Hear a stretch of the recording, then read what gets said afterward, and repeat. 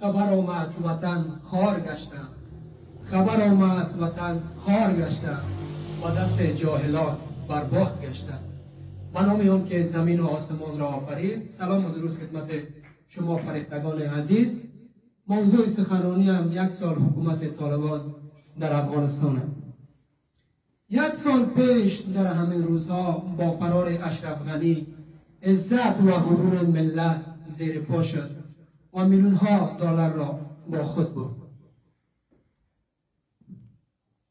افغانستان یک بار دیگر در بحران اقتصادی شکل گرفت و جغرافیای سیاسی افغانستان را، جغرافیای افغانستان را طالبان به دست گرفت و 20 سال دستاوردهای اندکی که در افغانستان رخ داده بود و باد فنا رفت و دوره سیاه طالبان را یک بار دیگر افغانستان دارد تجربه میکند.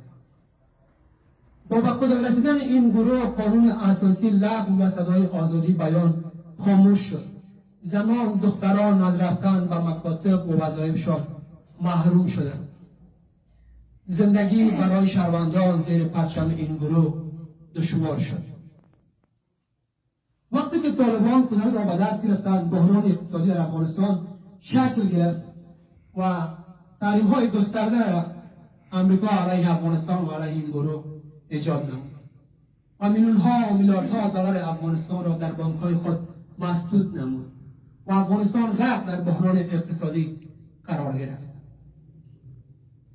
و هزاران کارمند دولتی از کارشان با آمدن این گروه برکنار شدند و چرخش اقتصادی در افغانستان متوقف شد.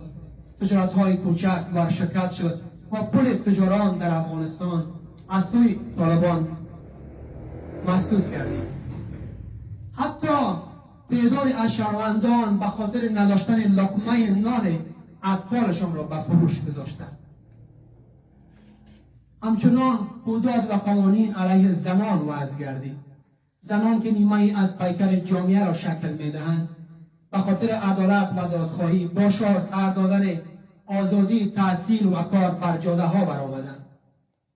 اما این تظاهرات به خشونت کشیده شد و زنان مورد خشونت فیزیکی، روحی و روانی قرار گرفتند و تعدادی از زنان به بند کشیده شدند.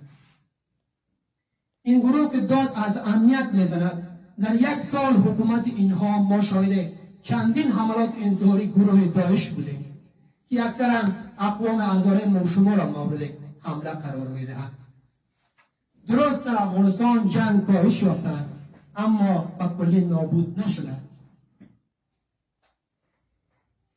و در 20 سال با حکومت، با مردم افغانستان، با حکومت جمهوری اسلامی افغانستان کیها جنگ میکردند و جنگ را در افغانستان کیها دامن میزد؟